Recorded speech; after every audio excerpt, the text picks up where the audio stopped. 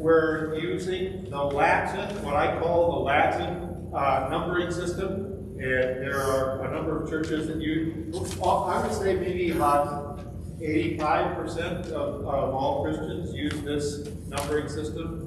And there are a few churches, and some of them are very prominent here in the United States, that use the Greek numbering system, which they split the first commandment and they put together the two last commandments on the Latin system.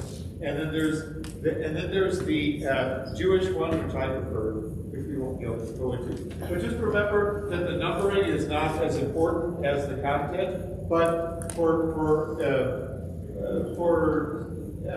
reference, for ease of reference, we're just going to use the Latin numbering system, which is what Martin Luther used. Okay, so if you would pass the slide again, please.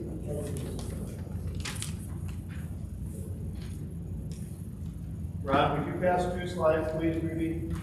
That one and the next one. See?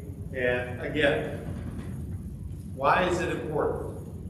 Why does God care about these last commandments? It's because He wants to work through us.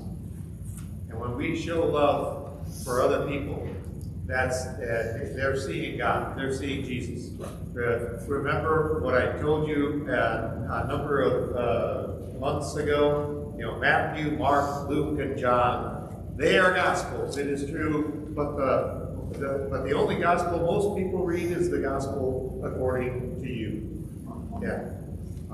That's what God is doing through us. And what did we sing last Sunday? We're going to sing again today. They'll know we are Christians by our love. Yeah, that comes right from Jesus' words. So, with that in mind, having reviewed and gotten ourselves in the mindset, let's go to the next slide and the 7th commandment, which is about respecting others' possessions. We respected our parents. We're respecting others' lives, our own life too, and we were respecting the marriage, and now comes also the material things. Would you turn the slide once again, please? So a little bit of an introduction here. This is question number 2 on your sheets. I think it's question number 2, isn't it? What's the summary of the 7th commandment? That's number 1. That's number 1. Okay. Yeah. I did not give my notes a run through. So I think I meant it to be number 2, and it's number 1. Right. What's a summary of the 7th commandment then? The next page. Yeah, you shall not steal. Exodus 20:15. These are the easy commandments to memorize. Remember that? And I don't know if any of you memorized the 10 Commandments when you were going through confirmation class, but these are the easy ones. The hard ones were, the ones that covered 3 verses long. You shall, well, let's go on. An introduction. For many people, money is their God. You know, it says on our dollar bills, in God we trust, but if it was going to be honest, it probably should read, in money we trust. And one time somebody told me, Pastor, all this talk about God is all well and good, but in the end, a man has to eat. And for that, you need money. That was his priority, okay? And for many people, the material world is the only objective reality. I mean, a person's value is in their work. What do we always say when we talk to someone for the first time? What do you do? And by that we mean, how are you earning your money? Right? And you know what? When you're retired, you're almost ashamed to say, oh, well, I'm retired. Oh, you're not producing, right? Or something like that. Lots of people also say that they value justice and equality, but, you know, it's okay to fudge a little bit on the tax returns, or maybe to sell something a little bit higher, and let the buyer beware, right? That's what we think. Very few people would be willing to return the money if someone pays them extra or gives them extra change by mistake, right? I talked about this in Venezuela one time with our group, and one lady said, "Oh, if somebody dropped a bill on the floor and I saw that, I would thank the Lord that He gave it to me." Yeah, okay, maybe that wasn't quite what God would want. And you know what? Many pastors say that Christian stewardship is the biggest challenge facing the church today. I'm not sure I agree, but a lot of people think that. Many Christians don't have control of their personal finances, and I'm number one. I am really, really backed up with regard to getting our finances, our personal finances together. And, you know, lots of times we're accustomed in the church to just kind of giving what's left over, right? And instead of, you're shaking your head. Yeah, I know that some of us, especially those who are involved in that stewardship, you know, we give off the top. And you know what?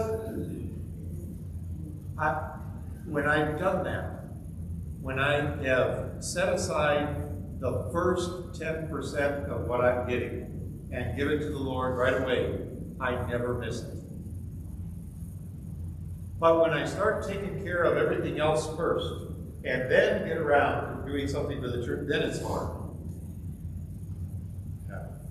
But you know what? God made the material world. Everything in the world belongs to God in the end. And God has to be our first priority then, not money. Sooner or later, we're going to have to give an account to the Lord about how we use what He has lent to us in the world. So we need to take care of our material resources, use them wisely, use them for good, and we also need to avoid the love of money. You know, God is generous. He wants us to be generous too. He says, "I am going to provide for you." And what is that Jesus says in Matthew chapter 6? You know, don't worry. Don't worry about things. So, if you go to the next slide, I think. Oh, sorry. Oh, yeah, maybe one back. Sorry about that. Yeah, I was getting ahead of myself here. Would that be the second question here now? Or Yes. Yeah.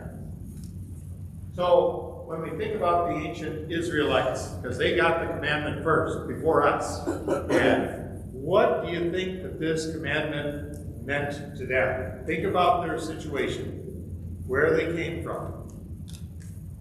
What kind of an impact did this have on them? What were they in Egypt? Slaves, right? What kind of economic picture does a slave have? Not much. Not much. Yeah. They were oppressed. They were exploited, right? They had been victims. And what happened? What did God do? Yeah, He freed them. And God saved them from slavery. And in response to that liberation, then comes this commandment. What did that mean to them? That meant to them, they were not supposed to be the exploiters anymore. No, they had been exploited, and God had saved them. And He wanted them now to return the favor, okay? To not help themselves to things that belong to other people. Instead, they were supposed to help their neighbor when he or she was in need. Do any of you recall in the Old Testament about the laws concerning the land that the Israelites were going into and what they were going to be doing with the land, what happened with the land? Divided, and they were supposed to drive out the ungodly. Yes, they were dividing the land into families, right? Every family got a plot of land, and that was their inheritance. And they could not lose that inheritance, at least according to God's law. Because every 50 years, in the year of Jubilee, if you had to sell your land, it was really only renting it. until the next Jubilee. Because the next Jubilee year, that land went right back to your family. Crazy. That's crazy. Yeah. But why? Why do you think that was? Well, the Israelites had not had any land. They even went with Abraham and Isaac and Jacob. They were just living as nomads in the land for a long time. They had been promised land, okay? And they were in Egypt. They didn't have any land for themselves. Now this was theirs. This was something that could not be taken away, but at least according to the Old Testament law. And even if you sold your land, and it was not yet the year of Jubilee, you could always get it back. You always have the right to go back and give the price that you had been paid for the land and get it back. Or a redeemer could get it back. That is to say, some close family member could always buy that land back for the family, even if it wasn't the year of Jubilee yet. What were they selling the land to? Well, other Israelites, yeah. So when the Bible would talk about selling the land, in reality, it could not be sold. Under our ideas of things, we would say they're just a long-term lease. Sort of like Great Britain leased Hong Kong for 99 years. Okay, that would be kind of the idea. Okay, you got the land until the next Jubilee, and then it goes back. Now, having said that, the second part of the question: how good were they at keeping it? How good were they at keeping the law? Probably not very good. Considering that we sometimes aren't very good, yeah, you were going to say? I'd say because they're humans, so, Yeah. hey, I don't need it right now. Yeah. Now, on the one hand, they did try to keep land in the family. On the other hand, people in power always found ways to get around the law. Perhaps you remember reading in Sunday school about King Ahab and Naboth's vineyard. Anybody remember that? And some of you are saying yes. Yeah, this guy Naboth had a nice vineyard. The king was looking around. He saw this vineyard and he wanted to buy it. Now, supposedly that would be just buying until the next Jubilee, right? And Naboth did not want to sell. And so the king acted like a 2-year-old. Charlie doesn't even act that way anymore, usually. Just the other day he was pouting, but normally he's doing better, okay? But he went in, the Bible says, and he lay on his side, and he would not talk to anybody. And the Queen Jezebel, you remember Queen Jezebel, okay, comes in there and says, "What are you doing?" And he said, "Oh, David won't give me his vineyard." He said, "Leave it to me." You remember what he did, Anita? She did. She goes and contacts the elders in the village, and she gets some false witnesses and basically gets him up on a capital charge, and he is killed. They manipulate it so that Naboth is killed, and she goes and tells Ahab, "Go get the vineyard." There you go. It should have stayed in the family. But so Maybe they the were. wine was really that good. I guess it must have been. Yeah. So sometimes they weren't very good at keeping those laws all the time. I wonder if the year of Jubilee was always celebrated the way it was supposed to be celebrated, or if some of the rich and powerful decided to keep what they've got. Other economic laws in the Old Testament were protecting slaves, at least in part. Sometimes you read some of those things and you say, why didn't they do more? But there were laws that were protecting the slaves from certain forms of oppression and things. If you were a Hebrew slave, you were required to be freed by the 7th year. You could not be a slave more than 7 years. other things were there too. Just remember that slavery, when we talk about that, it was not race-based slavery like was practiced here in the United States, which was truly horrible. Okay?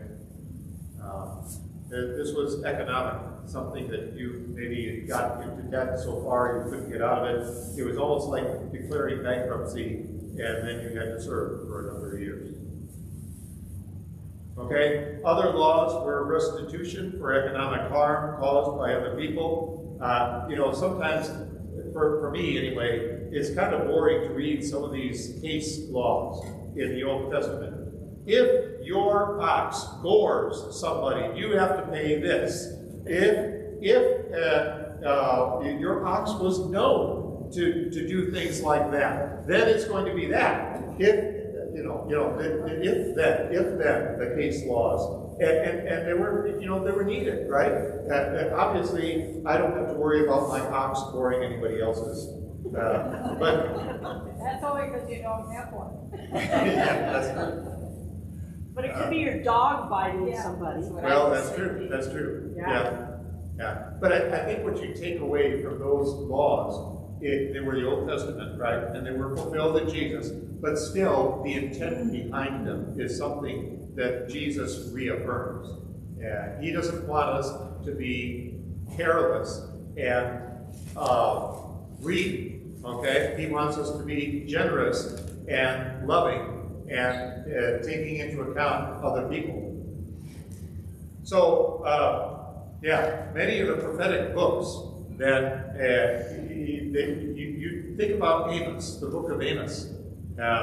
You read that book and you see Amos really coming down on the Israelites, not even so much for the idolatry, although that is very present in the Old Testament prophets, but he comes down on them because of their corruption, because of the economic stuff that they were doing. So there was a lot of stuff there, okay? The commandment for the ancient Israelites was saying, hey, you were slaves. And the first thing the Ten Commandments said, I am the Lord your God who brought you out of slavery in Egypt. Yeah, so you were slaves. Now, don't be that way with other people. Respect property. That is anathema to many people today because we've got a lot of Marxism floating around in different forms in our, the wokeism and a lot of other stuff. And you talk about property, and that's like, oh, you're a horrible oppressor because you're talking about property. Well, the Lord is being countercultural. Okay, respect other people's property. Okay, now let's talk about Jesus. Okay, the next slide. You can put something down there for number 2 about the Israelites being slaves and needing to not be oppressors themselves. How does this commandment point to Jesus?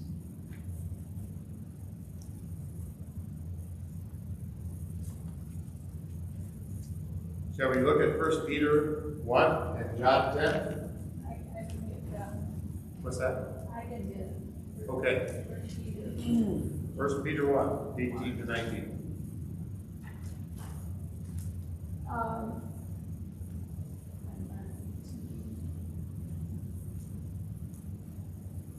Knowing that you were ransomed from the brutal ways inherited from your forefathers, not with perishable things such as gold and silver, but with the precious blood of Christ, like that of a lamb without blemish or spot. He was foreknown before the foundation of the world, but was made manifest in the last times for the sake of you. Okay, what's that saying about Jesus and material things? His blood counts for more, for sure. Yes. He didn't come like the TV preachers sometimes do to get your money. Yeah. He came to give, right? To give everything. How about John chapter 10? We got that one? Yes, please. The thief does not come except to steal and to kill and to destroy. I have come that they may that they may have more abundant. Right. So what does that say? Why did Jesus come? Going better. Yeah, he didn't come for his own interest, did he? Philippians chapter 2 also says, Jesus was in very nature God, and he did not consider that to be something to be grasped, but he made himself, remember, he made himself nothing, was born in the form of a servant, one of us, suffered on the cross, died for us. He went from heaven to the grave. And it wasn't because of his own interest, it was because he loved us. I can't remember right now if it's 1 Corinthians. I better not say it. I'm not sure if I can remember the reference, but it was saying, it was 1 Corinthians or 2 Corinthians, that Jesus, who was rich, made himself poor for us, so that we who are poor might become in him rich. Right? Very much the opposite. So when we're looking at this, do not steal, pointing ahead to Jesus, Jesus is exemplifying this, isn't he? This commandment finds its fulfillment in him. Even when we might not actually steal something, sometimes there's a little love of money in our hearts, isn't there? A little love of material things. I can remember in Venezuela that we would get these magazines with all the newest computers, and I would look at those. Oh, yeah. But you know what? Jesus didn't have that at all, did he? He's showing us for him, he was willing to give everything for us. He is the epitome of generosity. So with Jesus, we have everything. And without Jesus, we have nothing. Actually, I have it written down here. 2 Corinthians 8:9. He was rich, but made himself poor. Okay, so let's talk about this a little bit more. How does that commandment apply to us in the New Testament? Obviously, some of those economic laws do not apply in all their details. Okay, I don't happen to have any animals, except for a dog, but he doesn't really produce very much except food. But back then the animals were the measure of your wealth, right? You had flocks and herds. You were wealthy. You had land. You were wealthy. So there's some things that are a little bit different. What do Jesus and the apostles say that we need to do then? How is this translated into New Testament terms?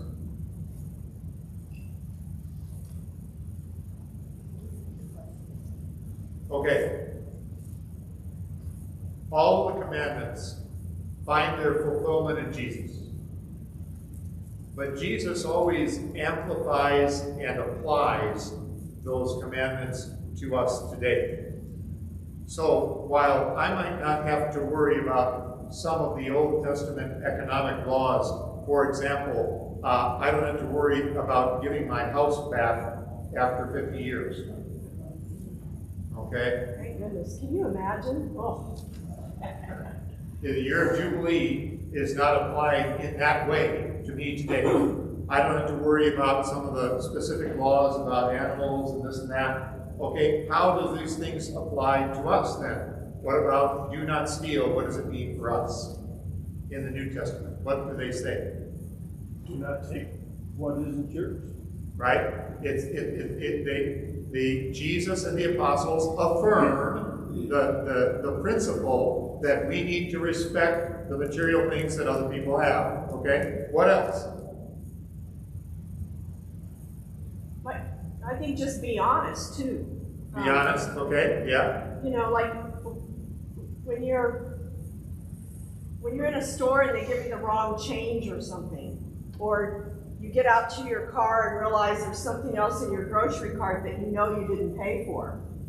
you should go back and pay for it. But, I mean, have the integrity to Yes, be honest. okay, Yeah. very good. Yeah, what else could we say about anything else that you see in the New Testament that would maybe expand this a bit? Treat others the way you want to be treated. Yeah, the golden rule, right?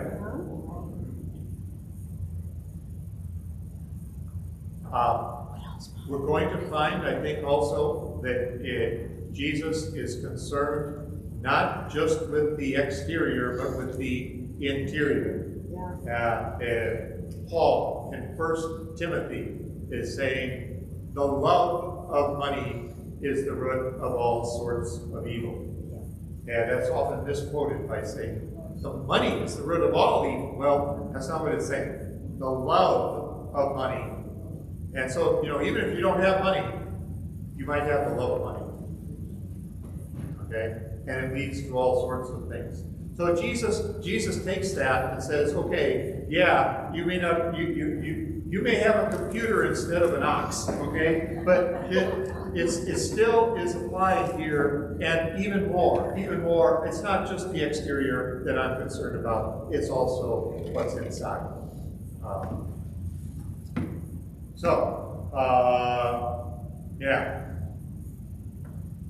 Some of the economic laws in the Old Testament, I think, would be instructive to us because we live in a very capitalistic society. And some of these laws were meant to give a curb on greed and exploitation. And I think that while we may not be subject to the details anymore, maybe we need to be a little concerned about not taking advantage of people who are vulnerable. So let's, if you would, please go to the next slide there. Yeah, Christian and material things.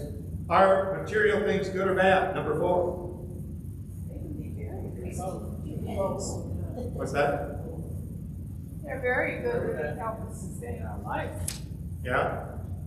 We definitely, what the guy said to me was true. You gotta eat, right? Yeah. All right. That part was true. My answer is it depends Depends. on the Sounds like- material things. I'm On sorry. the material things. On the material. Okay, give me an Like you example. said, the food. that's Okay, what food is good. you have to survive. All right. Maybe too much food. Not No, too we much. have to expose the limitations, but, material things, a lot of people will need a car to get to work. Okay. So, Transportation. they provide for Yeah. their family. Is good. Yes, appreciate what you have and not want something because someone else has it. Okay, I don't know if you could hear. She was saying, appreciate what you have and not want something just because someone else has it. Yeah. Same company of a car, if you have a car that's reliable, you don't have to have the top end of the vehicle. Yeah. Just what She you- was giving an example. If you have a car that's reliable, you don't necessarily need the newest, greatest, biggest. Okay? Anita, you were I going to think say? it's just your whole attitude toward it, that if you, as the slide says, if you thank God for what you have and don't covet, like Dorothy said, what others have, and be thankful for what you've got, and work for what you've got. Okay, yeah. Research from God. Don't expect it to be handed to you. Yeah. I would say that material things are good. They are not good when we use them in a bad way or when we make them into our God. Also, I think sometimes people, they get their identity from how much they have. I mean, Uh-huh. I'm a big, important person because I only have whatever. Yeah, The very true. others, they don't need it. And don't we judge each other that way too? Yeah. Yeah. If somebody comes into church and they're maybe dirty and dressed in something that's not all that great, we think, no. How they get here. Yeah. What are they doing here? Or something like that. You Well- look at them and say, what's their story? Yeah. But here's the thing too.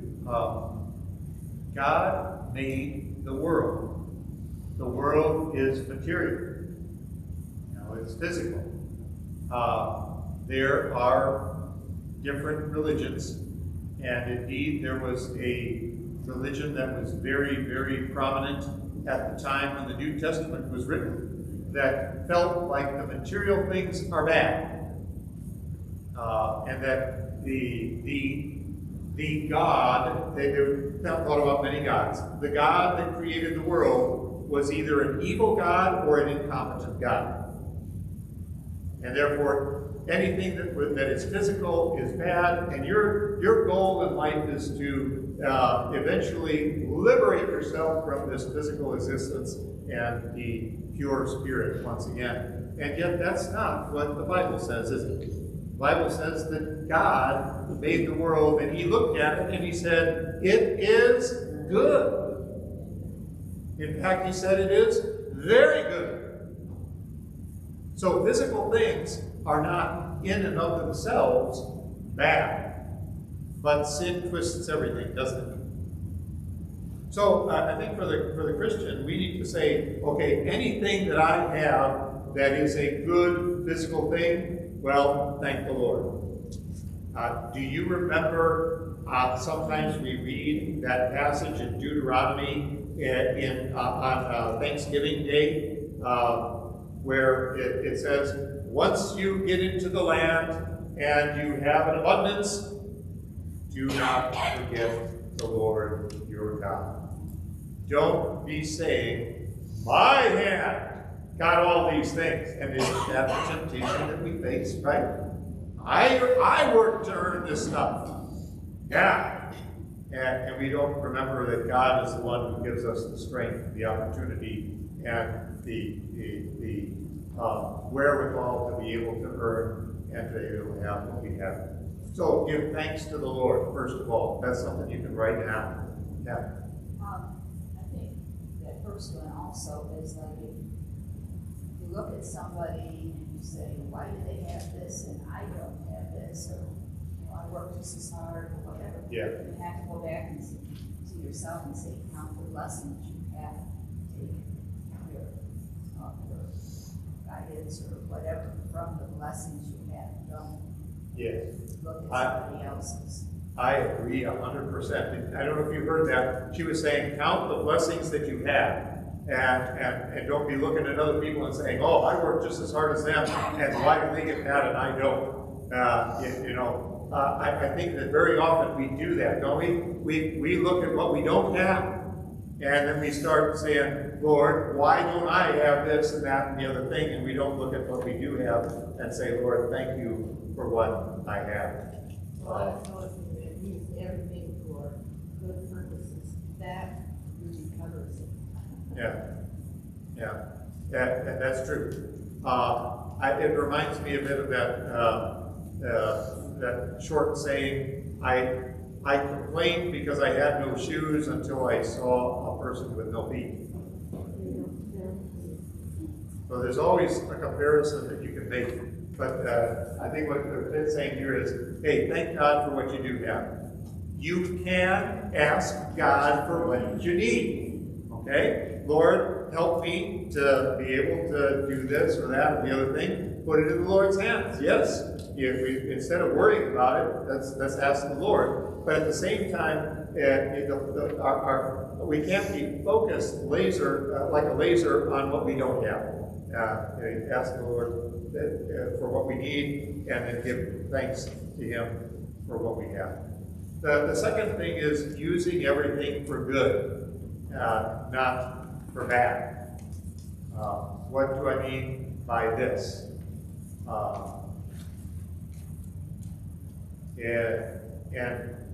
An example, there was one time in Venezuela that somebody came to me with a sob story, and I'm sorry, but I need other people to take care of the sob stories because my immediate response is usually to just throw money at it, and that's not always the best thing.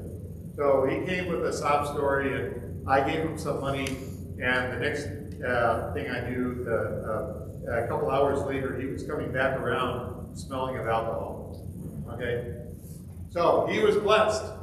He was blessed with some money, and he was not using it for a good purpose, right? I think that sometimes we can be guilty of the same thing. My money, I'll do with it what I want. Well, yes, the Lord has entrusted you this stuff. Maybe think about the way you're using it. That does not mean that how do I want to put this? Maybe an example. You remember when it was almost time for Jesus to go to the cross, and he was there at Simon the leper's house, and Mary, the sister of Martha, came in with some ointment, some perfume that was extremely expensive, and she anointed Jesus' feet. And then Judas came along and said, what? We could have sold that and had money for the poor or something. Is Yeah. that what he said? Yeah. Or fed people or something. Yeah, you could have sold that money, we could have given it to the poor and everything else. Well, Jesus said, leave her be. She is anointing me for my death.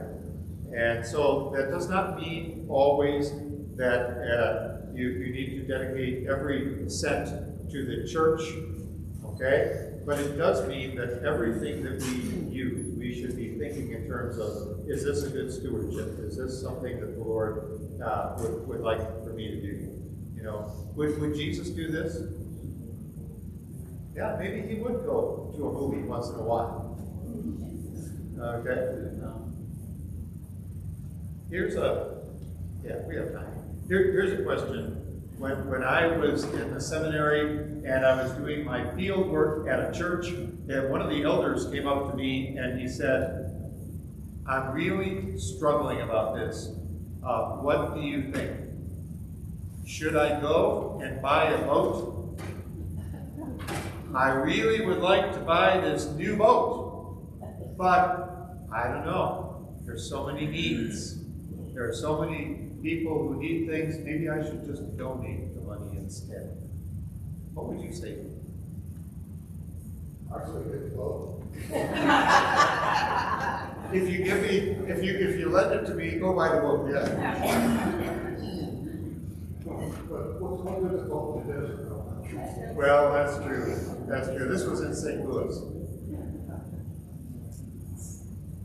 You can always share material things. Okay. Okay. What would you think about in that sense? What would be some of the considerations that you should take into mind? Well, is he gonna go get fish to eat for himself? Well, okay. Or and feed? But even if it was just for recreation, it's not necessarily wrong to get something for recreation. Yes, Mari? I think that if he was struggling with that, maybe he needs to put that in prayer and think about it. That's what I would say. Pray about it because maybe the Lord wants to guide you a different way. Could be. Yeah. I think he was praying about it. He was just troubled that he was saying, oh, this guy's going to the seminary, let's see what he says. I'm not sure why he asked me instead of the pastor, actually. Now that I think about it after all these years. Maybe he thought that the pastor would want to borrow his book. I guess, maybe you can. You don't need to deny yourself some pleasures. But was he not really able to afford it because of maybe some other expenses or things like that? Well, that would be a question to ask, right? And she was saying maybe you need to ask, can you really afford this? Right. You have luxury tax too. Yeah, I think the things that you would need to take into consideration would be, okay, how much is this? How much am I? Being generous and donating. How am I going to use this? and those, and I think that what Marisa says is true. I can't give you a definitive answer at this moment, because I think every situation is different, and you need to ask the Lord for prayer. But I do think that we should not be just making purchases, big purchases, without thinking about it, without asking the Lord to guide us, and saying, Lord, you've given me this, what do you want me to do with this? How do you want me to act? Is this something, for example, the boat, is this something that is going to be a resource and something that enables our family to spend some good time together? And is this going to be something that is making memories? Is this something I can afford? Is this something that is not going to be cutting into what I'm giving to the church and to other charities? Is this something that's going to be a blessing, or is it something that's I'm doing it out of selfish reasons because I want to, so-and-so down the block has a boat, and I want to show him that I've got a big boat. Did you say he was in seminary? No, I was in the seminary. Oh, he was. Yeah. No, he was an elder in the church where I was doing my field. You see, they make you do practical things in the seminary. Yeah. It's not all intellectual stuff. They assign you to a church and you have to do work there. That was the first place that I taught Sunday school. Yeah. I think you need to think about other things. I had an aunt who was a shopaholic, and that was a real problem for the family. It was a good sale on good dry goods, so she might buy so much. We had to get rid of all that when she died. We had quite a sale. Yeah. And not one told her she might have three. Yeah. Because it was a real disease. Well, I mean, obviously you need free toasters, don't you? So it was always a struggle for her and for the family. Yeah. Yeah. And we had an aunt who was that way too. Yeah. It can be something that's addicting, right? Yeah. Okay, so the third one is trust in God instead of worrying. And that's the one I have the hardest time with. Okay. But often we worry so much about money or our house or clothes or other material things, and we let those things dominate our lives. Can we read just real quick Matthew 6:19 to 21? Matthew 6:19 to 21, and keep it open there after we read it.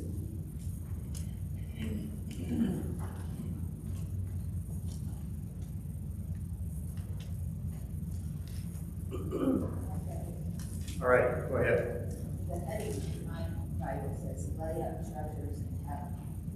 Do not lay up for yourselves treasures on earth, where moth and rust destroy, and where thieves break in and steal. But lay up for yourselves treasures in heaven, where neither moth nor rust destroys, and where thieves do not break in and steal. For where your treasure is, there your heart will be also. Yeah. So what would be a summary of that? Don't worry about the material things on earth, but what you're going to have and how to do what's going to help you in heaven. You're saying lay up for yourself treasures in heaven. Don't worry about so much the stuff of the earth. Yeah. So what lays up treasures in heaven? Okay. Faith. Prayer. Okay. Asking for forgiveness. Asking for forgiveness. Okay. Yeah. Sacrament. The sacraments. The sacraments. Okay. Your actions as a Christian. Okay. Yeah. Remember what we talked about at the beginning, that God wants to reach others with his love, but through us. Yeah. And so, yes, all those things that you were saying, that we're receiving from the Lord, a treasure. Yes, that's true. And then what do we do with that treasure? I'm just going to keep it for myself. No, we want to also pass it on to other people in the sense of love, what we do as Christians. Yeah. So that's the life that God is calling us to lead. Now, read also verse 24, please. No one can serve two masters, for either he will hate the one and love the other, or he will be devoted to the one and despise the other. You cannot serve God and money. Right. So here we have it. Okay. God, money. Sometimes we want to have our cake and eat it too, don't we? And sometimes we want to try to say, well, I'm still with the Lord, but in actuality, money is becoming my God, my master. And Jesus is saying it won't work. You just can't do that. I don't know about you. I think we'll probably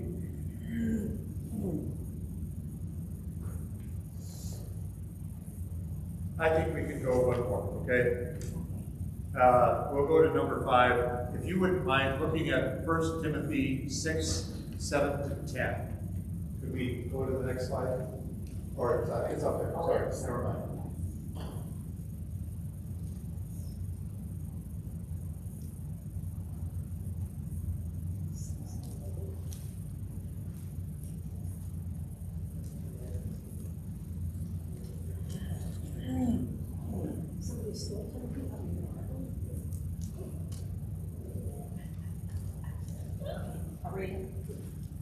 Please. Yes.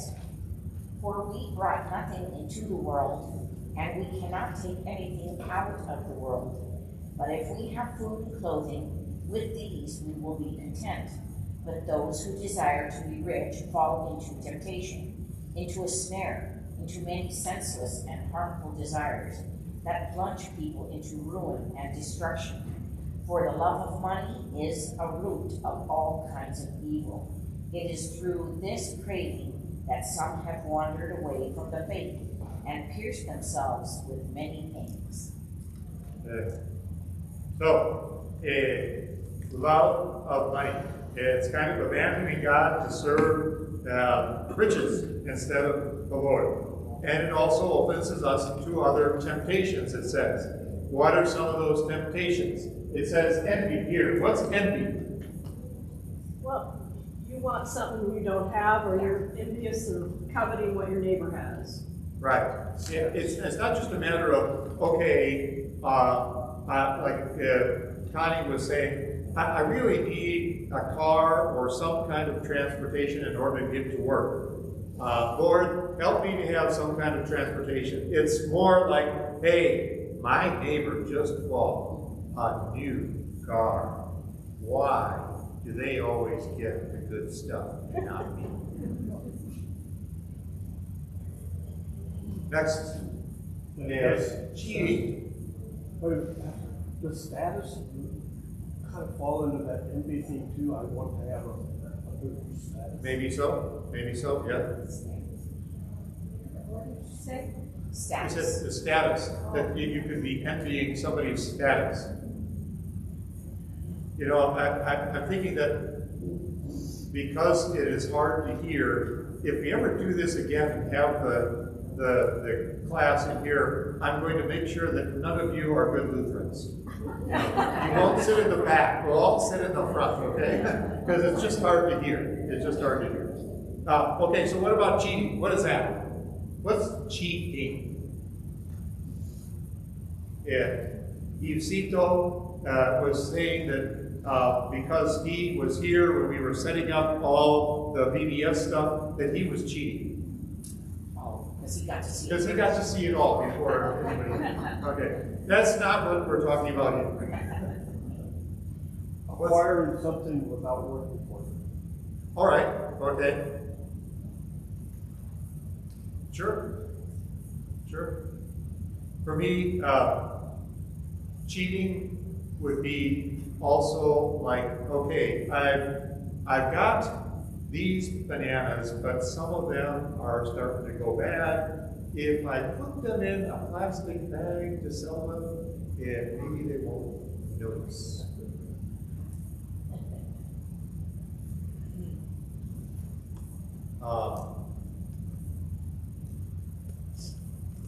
One time in Venezuela, I got a letter that was a form letter that obviously had been sent out to all the churches. Actually, it wasn't in Venezuela, it was in Mexico City. It was obviously sent out to everybody. It wasn't signed or anything, but it was a prophecy. And the prophecy was that there was going to be an earthquake in Mexico City. Big surprise, because there's always earthquakes in Mexico City. Okay? But they were saying this earthquake is going to destroy parts of the center of town. So, if you, Christians, have property in the center of town, sell it. You'll be okay if you go to the outside. Well, without getting into ideas of prophecy and all that kind of stuff, I could tell right away that this was not from the Lord, and not just because it was an anonymous letter that somebody sent. But this was going against the seventh commandment. If I have something that I know is going to be useless in a few days, and I sell it to you, what am I doing? Cheating. I'm cheating. Okay? That's not the love of Christ for your neighbor, okay? So, and in effect, the earthquake did not happen. There was another earthquake later on. Well, there's always earthquakes in Mexico City. But it wasn't what they said it was. It wasn't when they said it was. It wasn't anything else like that. So cheating, right? Yeah, getting what you didn't earn. How about taking advantage? What's that? Another form of cheating. Well, yeah, okay. It could even be price gouging, to take advantage of people in a bad situation and they need Sure. something and you're charging extra for it. Yeah, because you need it, and I've got it, and Yep. you need it right now. And I'm So I'm gonna gonna make charge some you money on through it. the nose. Yeah. Maybe you're saying, hey, my brother-in-law lost his job. I'll lend him some money, but he better pay double when I ask for it. Otherwise, how about stealing and robbing? You know, in Spanish, you can see a little bit more difference between those two. For me, stealing is kind of like cheating again. You may be going past in your house, your brother or your sister has some money laying out there. You said, "Oh, they won't miss this." Okay, and robbing is okay. I got a gun. Yeah. Okay, your money or your life. But the thing is that there's all kinds of things that we can end up falling into, and some of it may be more likely than others. Sometimes people say that I've never stolen anything because I haven't taken a gun and gotten something from somebody, but I still fudge a little bit on my income tax or something else. So I think there you see how the Lord in the New Testament just expands things out. And at the beginning, maybe you saw, okay, you shall not steal. That's not me. But maybe when we get to the end and you say, what about envy? What about, fudging things a little bit? Oh, wait a minute. They got me again, right? And what happens when the law accuses us? What do we need? Yeah, we need Jesus, right? We need forgiveness. And I can't emphasize this enough. The law is the law is the law, but then there's the gospel. And I think that all of us need to listen to what God says and say, oh, where are the parts in my life that are not, in accordance with what He wants? And Lord, forgive me. Remember Jesus died for us. And he rose again to give us a new start every single day. Yeah, we still struggle with this stuff, okay? But the Lord can help us to do better. So I don't want to leave you with the law, okay? We're out of time. I just want to leave you with the gospel. You know, we're studying the law. It's heavy. It's heavy. It points out. It's that mirror, okay? I think I'm doing pretty good. Then I look in the mirror. And I think, oh, man. My hair's all messed up. I've got a smudge on my cheek. I really should exercise more. You know, the law is there to show us where we've gone wrong. But Jesus is there to say, hey, I cleaned you up. And you are perfect in my sight. We'll finish it up at the last part of it the next time we get together. So if you would, please rise and let's pray.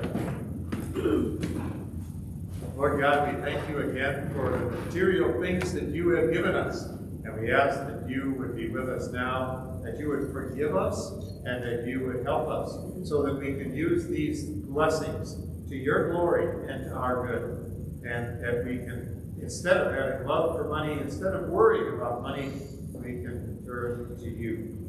In Jesus' name, amen.